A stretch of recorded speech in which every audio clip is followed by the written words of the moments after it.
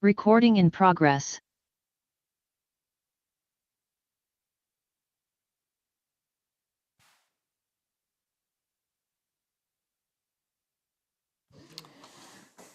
Welcome back, everybody, to the second day of our GSSB in-person meeting here in Leiden in the Netherlands. The next item on our agenda is to discuss the Global Reporting System paper that we have been working on for over 2 years now and consulting regularly with various key stakeholders in the development of this paper. So this is now a version that's been through several iterations. So I believe we are coming to a point where we are happy with it, but to find out and be sure about that, I'm going to go around each GSSB member and ask them to say a few words about why they think this paper is important, or any other comments they might want to make on it. And I'm going to start with our Vice Chair, Jeff Robertson. Great, thank you, Carol. I think one of the important goals of the corporate global system paper is to convey a message that I think all of us in the room are very familiar with.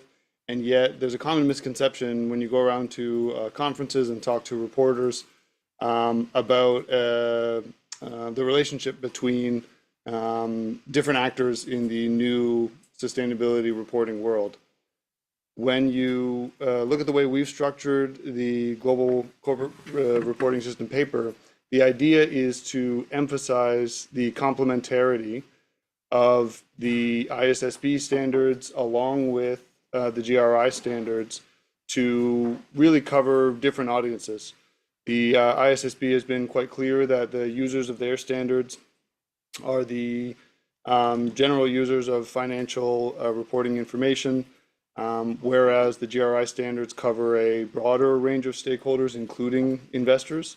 And this helps to solidify that notion that the sets of standards are complementary. They address different topics. The ISSB standards are focused on what's often called financial materiality or outside-in materiality, whereas the GRI standards focus on impact materiality or inside-out materiality. And the two of them together can help to form a coherent system for fully understanding all of the impacts, risks, and opportunities on an organization that are related to sustainable development. So to me, I think it's important that we make that messaging clear and help users of this information to understand how the new reporting system can operate in a way that conveys the right information without unduly increasing reporting burden on stakeholders. Thank you. Anne? Thank you very much, and thank you for those working on the paper. We've gone through iterations and discussions, and I think we've reached a good the global union perspective. It's clear that in terms of regulatory change and discussions at the moment, we're in quite a confusing space. And I think this paper emphasises also the continuity and the learning and experience and depth of knowledge from GRI and also from organisations that have been working with and using the standards for many years. I think it's really important it recognises that businesses and even investors don't operate in a vacuum. They're part of broader society. And so the balanced approach, drawing on and illustrating how double materiality can be used in practice to respond to a range of needs is a really useful one as set out in the paper. And I think it's really helpful in demonstrating from GRI's perspective, disclosure is for a purpose. And I hope that this paper will help to clarify the thinking that's going on at the moment. Yeah, Charles Joe speaking here. So yeah, a lot of points have been raised. I'd like to also thank all the people involved in developing the paper, iterations. I think it's a good result, and I like the fact that we found finally some balancing. We still also make it really like to re-emphasize here with this comment that the starting point, we know that it's still impact reporting, and then the financial sustainability. Really, the disclosure should add on to that to complement what's out there. I really like also the figure we have at the forefront of the paper, how impacts and dependencies inform risk and opportunities in the global reporting system. And I think a visual aspect of that is very helpful.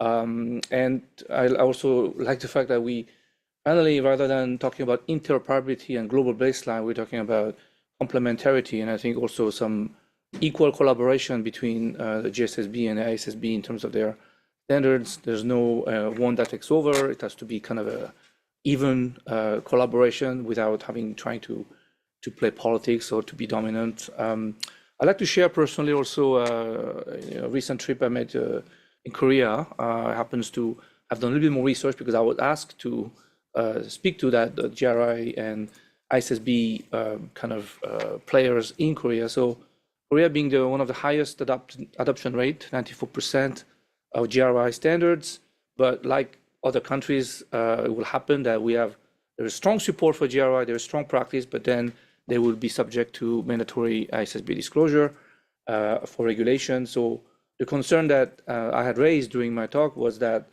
rather than replacing the GRI standard and just focusing on the mandatory, it should be what they've been doing for years very well, GRI standards, and when the mandatory parts come, which is the ISSB, add it on. And I know it sounds like more work, but that's what the regulation is.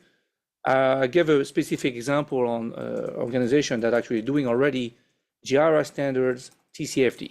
Okay, so they mentioned that this is possible to actually report on the two standards, if you understand. And to be honest, like it's because of the complementary nature of the reporting, I think it will give a much fuller picture of the sustainability activity and impacts of the organization.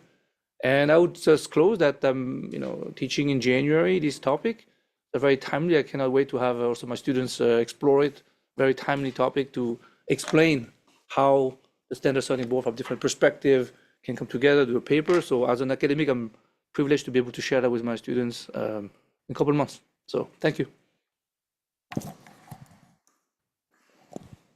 Hi, this is Deborah Ng. I represent the investor base, and like everyone here, I do thank you for all the work that has gone into it. I think the paper has really come together. And, while I agree with what my colleagues here have said, I maybe take a slightly different viewpoint on what I thought was really impactful for me coming out of this paper. And it's the idea that company activities really have both positive and negative impacts, right? And as an investor, I want to understand what those impacts are and those implications for my financial returns. However, because of this impact, I think it's that realization that companies actually have a lot of stakeholders that they need to speak to, they need to communicate to. And I think this global reporting system really lays out how meet the different needs of the stakeholders that impact companies. So I think transparency on these impacts are important to stakeholders.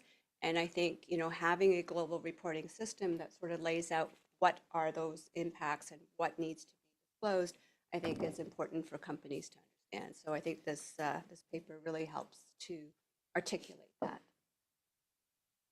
Thanks, Deborah. Chulendra De Silva, Mediating Institutions. I completely agree with my colleagues who spoke before me. Just like to add on something to what Deborah just mentioned, and I think I go back to the fundamentals of what sustainable development is as defined by the Brundtland Commission. And we talk about meeting the needs of the present without compromising future ability to meet their own needs. In that, we talk about its impacts. If you look at the definition itself, its impacts.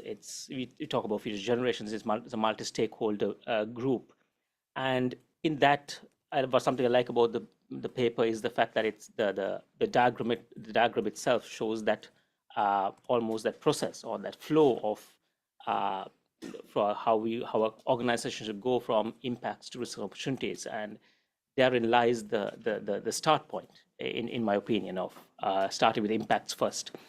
So I think this paper would set that tone of an organization utilizing this paper for corporate reporting from a sustainable development definition point of view, rather than ring fencing it only to a single stakeholder group, which, as we know, is not sustainable development. That's risk management. So yes, to the thing of this paper, of course, is to bring that impact perspective at the onset, and then of course go into the risk opportunities for financial investors. I think just touching on what Charles said as well on the global baseline, I believe that a baseline has to be broad enough. A baseline cannot be a single subset of a larger group. So on that, yeah. Thank you. It's Gala talking. I'm representing the business constituency, and as a reporting organization that has been reported for many years, more than 20 years, by using GRI. I take sustainability area as a pyramid. At the bottom, the base of the pyramid is the impact, and all the rest is above this bottom, this baseline of the pyramid. When we engage with stakeholders, we engage with many different groups, not only with investors. Investors are a piece of this engagement. And we have not been asked for risk and opportunities. We have been asked about our impact on society and on environment. And both this society and environment are important equally, because there was a time when environment was prevailing, then societal part of the impact. I would say that the paper represents what really the company should do in order to engage with all those stakeholders and in order to build comprehensive sustainability strategy and KPIs for the future. I like also the diagram. It is very clear, showing the paths, the flow, and every company can use this paper. I would like to thank the team that developed this, and I believe that we will continue with the cooperation with all the global standard setters to get one comprehensive, holistic paper and one harmonized, holistic standard framework. Hi, Tomo Machiba representing the mediating institutions, and thank you so much for developing this paper.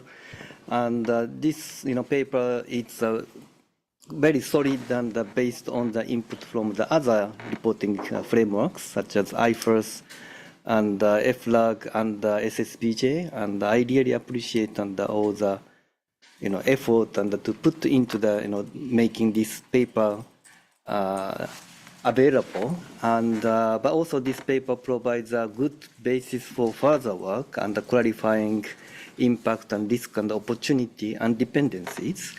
And I look forward to the getting the new work and based on like helping the reporter to understand more what to do with the double materiality reporting. And but also I look forward to the clear communication and to the reporters and the role of GRI and how we can utilize and IFRS together and the other reporting frameworks. Thank you.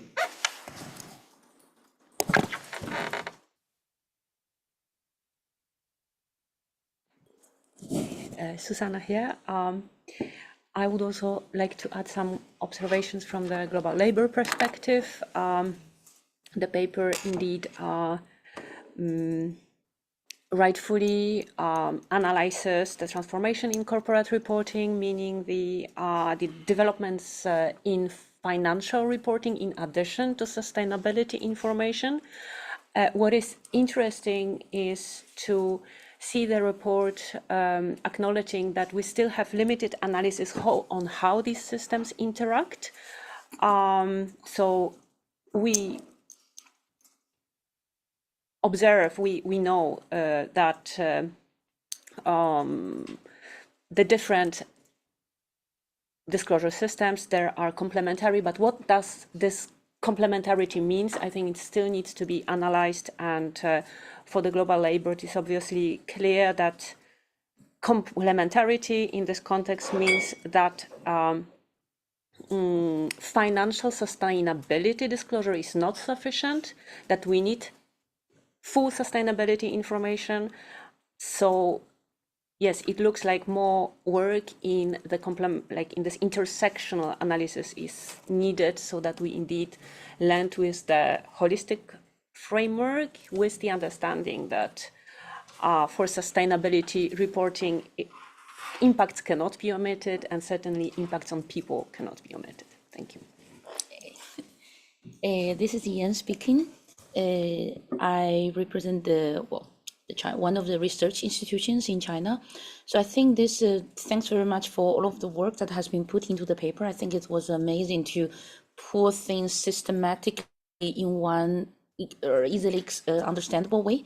So I think following what Shulandra was talking before, I think it's really important to go back to the definition of what is sustainable development.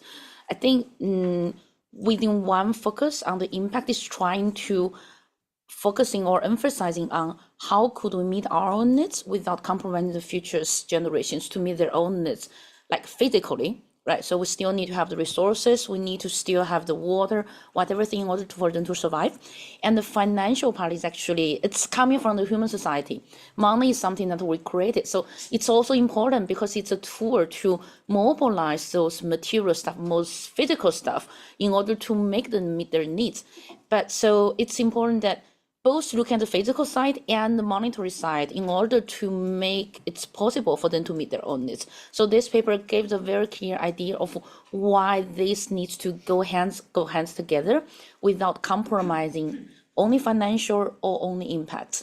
And also what I like about this paper is that it gives a clear indication of what are the key actors in the global reporting system. That's what is saying in the table 1.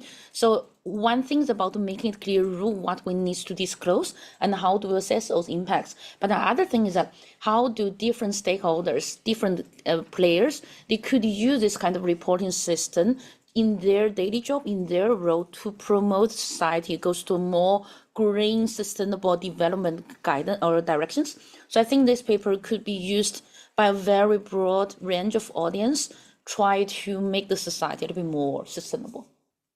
Yeah.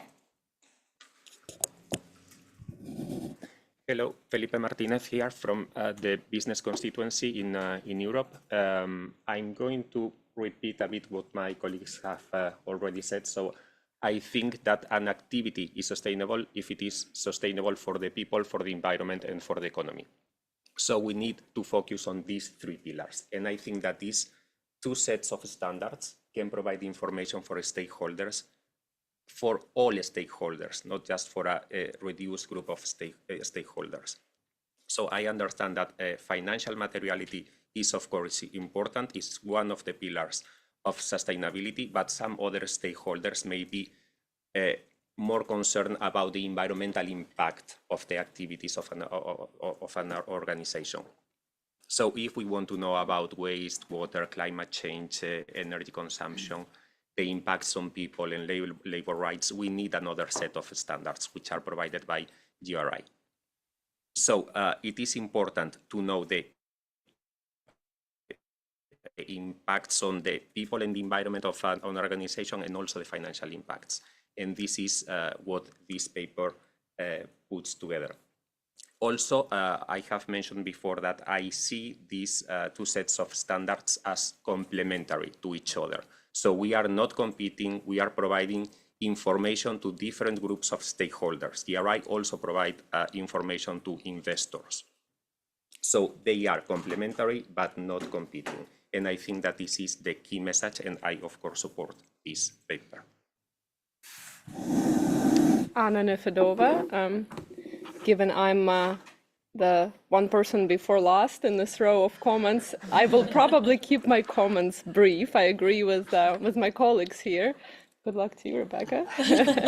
I think the value of this paper is is the fact that this area is developing so quickly, and it's easy to lose handle on what exactly is going on, which standard is in place, what organization to follow, and what reporters like myself should be doing. And the value of the paper for me is putting it all in perspective, explaining that it's a system of interrelated organizations, standards, players, and it's important to maintain that view as organizations mature their reporting. So it's not just one-sided view.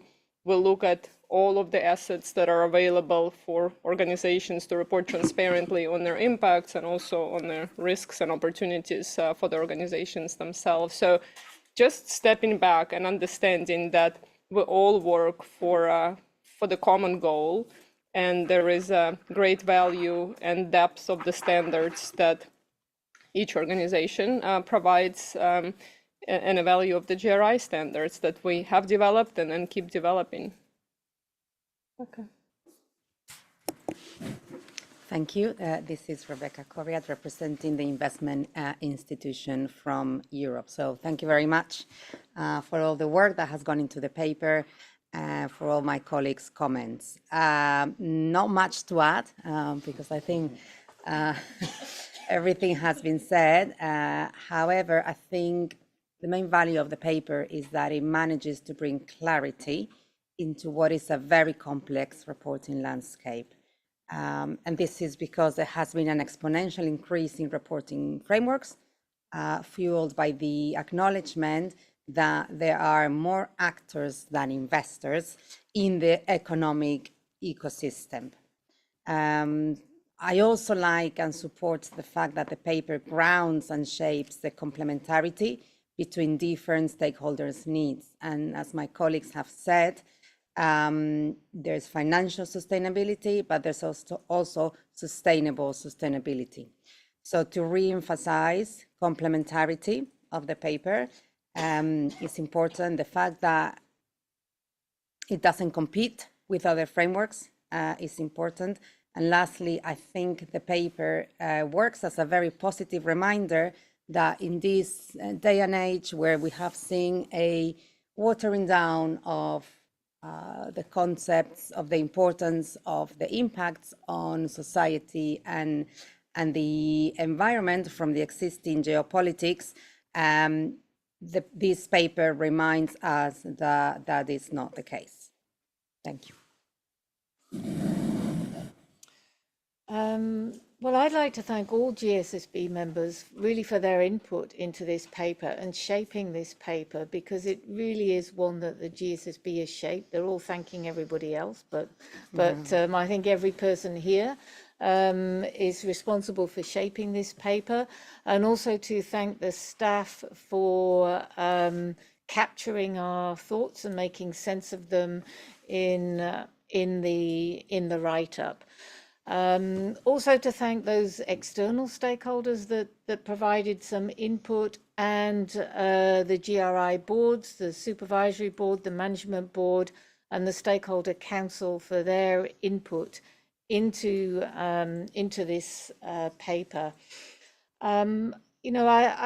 Whilst there are a number of sources of risk, and the impacts of the organization are not the only source of risk, I think it's really important to understand that impacts are not in themselves risks and opportunities.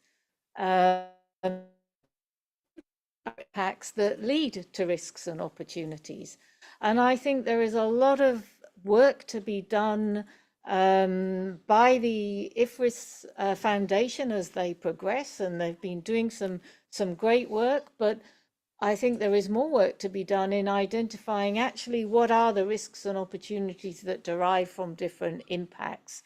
And together we can work through with various collaborators, and we're going to be doing some work with the Sustainability Standards Board of Japan on this, how an organization goes from the impacts to identifying the risks and opportunities that arise from those impacts. So that is identifying those risks and opportunities is the work that the IFRIS Foundation, the ISSB are doing, identifying those risks and opportunities that actually arise from the impacts. So this is clearly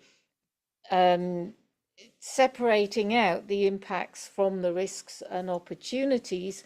The risks and opportunities being about thinking about the sustainability of the organization, whereas the work that we do on impacts in the GRI standards are about the organization being able to identify, measure, and manage, and then report the impacts that they have, which is, the starting point for mitigating the risks that might arise from those impacts.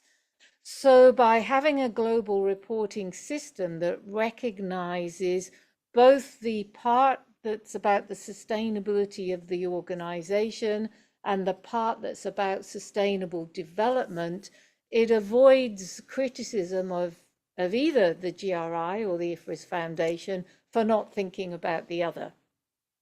By acknowledging that together we are doing something which is fulfilling a variety of needs of the reporters, but also an extensive range of users. By getting to a point which we are working with the ISSB on, where we can articulate the parts of this that we agree on, we will also, apart from avoiding criticism of one not addressing either the sustainability of the business or sustainable development, we also get round those constant complaints that why are there two organizations? Why don't you merge? We know that that's not possible at this point in time. For a start, it does not fall within the mandate of the IFRIS Foundation to do what we do. And so explaining how the standards fit together hopefully brings everybody on the same page moving forward, seeing some sense in what both organizations, what both sets of standards offer to both reporters and users. We know that not all investors get everything they want from the IFRS S standards. We have investors amongst us here, and we're looking at ways of articulating how we can together bring more complete information to investors, as well as to a broader range of stakeholders. We believe that what is there in this visual that we have, and in figure 1 on page 4 of this document, is how most organizations are doing this. We've heard over the course of the last 2 days what is happening, for example with respect to Japanese companies, how the process of identifying the impacts is giving more information on risks and seen as valuable to the companies themselves, as well as to their wider users. We've also tried in this to avoid the use of jargon, which is not understood widely in terms of, what does it mean? What do various words mean? So we've tried to explain what we terms that are widely understood. So, yep, thank you very much to everybody for all the input and consideration along the way. And it does sound, from what people have said around the table, as if perhaps we have got there to an agreed position finally. Do we have an approval slide here, Gillian, to consider this? Yes, so does anybody, having heard what other members have said around the table, does anybody want to add any comments or or raise anything else before we move to the approval, hopefully, of this document? Charles? Yeah, Charles here. I think we are reached a good stage, and I think maybe it's for further discussion, but also for people who are also listening to us. Where do we go from here? The next steps, maybe we can discuss, maybe now or later. But I think having a paper out there is one step. We will achieve one step, but then we have to take it further. So with a lot of good comments from our fellow board members, but I think it'd be good to have some kind of plan to disseminate the paper, to share it, to use it properly. We can get to that in a moment. So the question before us now is, do we approve this paper on the global reporting system and the role of it's both GRI standards and the IFRS S standards, as well as those of the International Accounting Standards Board as well that we've talked about here, and the International Auditing and Assurance Standards Board. Yes. Deborah? Hi, Deborah here. I mean, I approve, but just one thing, as I was looking at key actors, I think we've missed stock exchanges, and I was wondering if we would include stock exchanges as one of the key actors. Are they not more requiring use of various standards rather than setting them themselves? Sometimes they set requirements to adopt standards in order to be listed. Yes. So they can be a form of enforcing standards.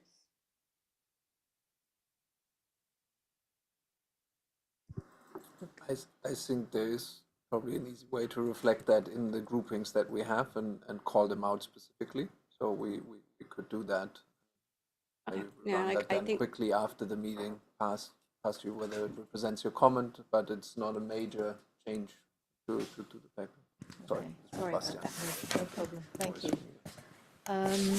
Bastian and Lara, you've worked with us on this paper. Is there anything else you want to say?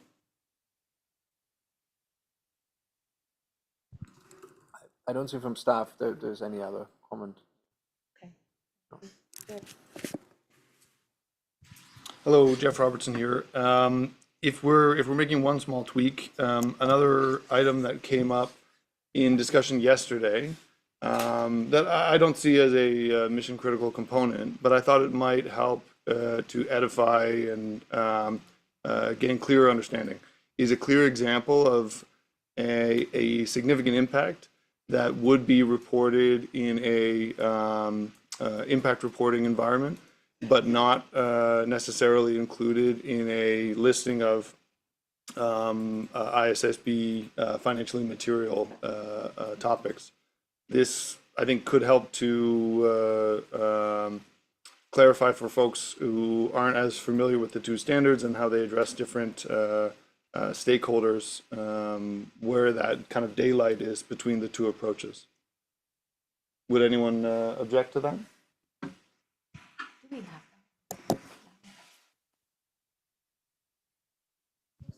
There is no example in there right now. I think there's a reference to the fact that externalities are not reported under the framing of a financial materiality by definition, because they can be externalized. So we can look into this. There, I would have to say that this is something that probably needs a couple of more eyes on it. That we get two arguments here. One is very many of these things will move into the financial materiality space, but at the same time, there are many examples of, and that was the discussion yesterday on the labor standards, that there is normative content in the sustainable development space that necessitates disclosure that would not be captured under financial materiality. So we can look at that. Yeah. Our position has been that most, if not all, of the significant impacts of an organization will have financial consequences over time. The IFRS Foundation are looking at what's financially material now. And so I'd wonder whether that's actually necessary, because we have a general statement around that, or have I not captured what you meant, Jeff? One point of clarification, I believe the IFRS definition of materiality includes things that are material immediately and in the short, medium, and long term, right? Well, I don't. It's not how it's sort of playing out in the standards. So in climate change, they're only they do have impacts with respect to emissions, and that's it.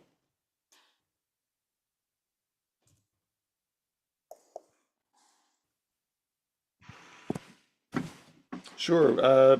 So my understanding is, at least by the letter of the S1 and S2, that's how it's written. Maybe there's a delta between how it's written and how it's coming out in practice.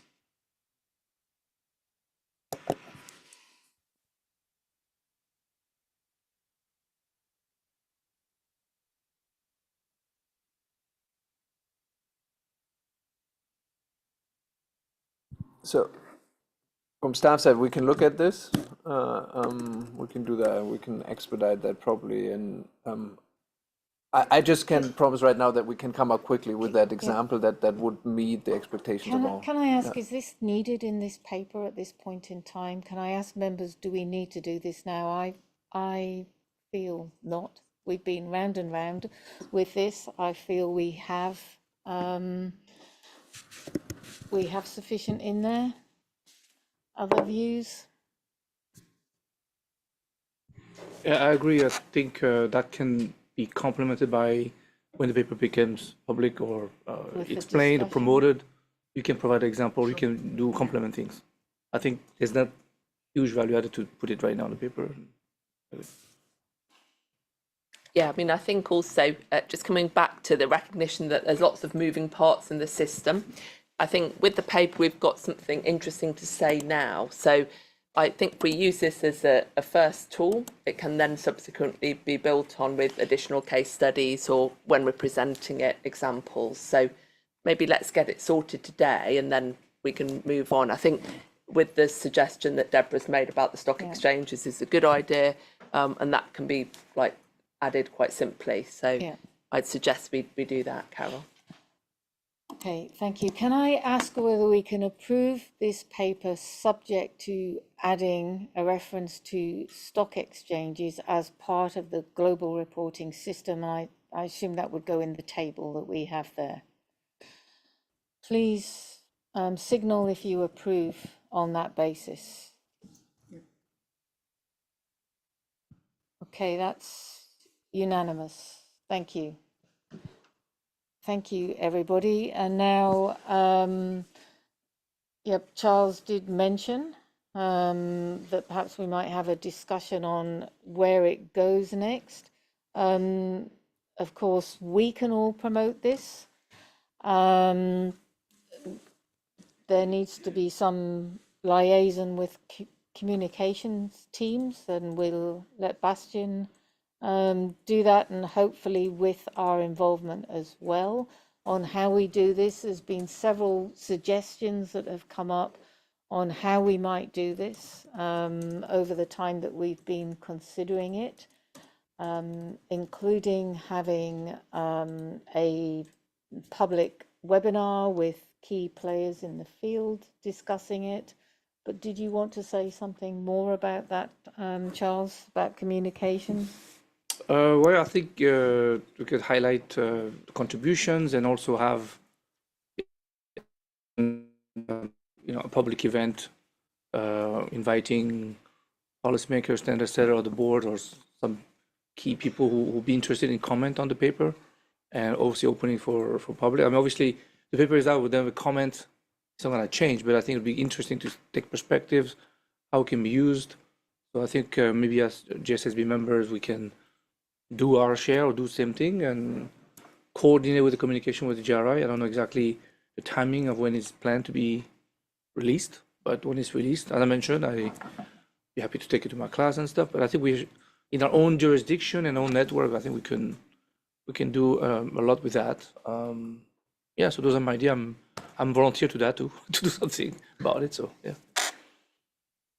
And I know that GSSB members here are willing to speak about this in their regions, and I think that's fantastic. It's additional to your regular duties of being on the board, but you are the people who are extremely knowledgeable about this and what we've been through in it. So thank you very much for making that offer of speaking to the paper in your regions available. And I think with that, we can close this session. Our next one starting at 1:15. Thank you.